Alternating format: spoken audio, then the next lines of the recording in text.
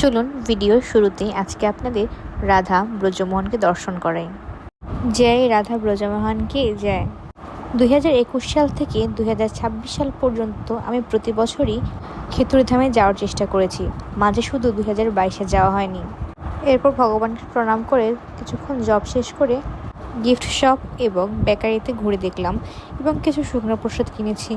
এরপর দুপুরে ভোগারতিতে অংশগ্রহণ করেছি। ভোগারতির পরেই শুরু হয়েছে পাঠ। প্রভু ধামের মাহাত্ম্য বর্ণনা করছিলেন, আর ধামে এসে মাহাত্ম্য অবশ্যই শ্রবণ করা উচিত, কেননা কলিযুগে ধাম দর্শন করতে হয় কান দিয়ে। এরপর আমরা রাজভোগের প্রসাদ গ্রহণ করি। মেনলি আমার মাসি শাশুড়ি এ ব্যবস্থা করে দিয়েছিলেন, থ্যাংক ইউ মাসি। এরপর আমরা সব দর্শন করে আবার চলে যাচ্ছি রাজশাহীতে। রাস্তার মধ্যে গাছ না থাকায় খুব ফাঁকা ফাঁকা লাগছিল। আমার তো মনে হয় রাজশাহীর সৌন্দর্য বর্ধন করে আম, লিচু আর এই সুন্দর রাস্তা। এরপর আমি গেছিলাম সপুরাতে। আমার মেজো কাকু বলেছে 2000 টাকা থেকে নাকি শাড়ি শুরু হয়। বিশ্বাস করেন, আমি যেই শাড়িগুলো আমার পছন্দও ছিল প্রত্যেকটার দাম ছিল 15-20 হাজার টাকা। দেখে মনে হচ্ছিল না যে রাজশাহী সিল্ক, মনে হচ্ছিল নর্মাল কোনো বাটিকের শাড়ি বা এমন কিছু। এরপর চলে যাই খাঁচাতে। কপাল খারাপ থাকলে যা হয় আর কি, সেদিন খাঁচাটাও বন্ধ ছিল।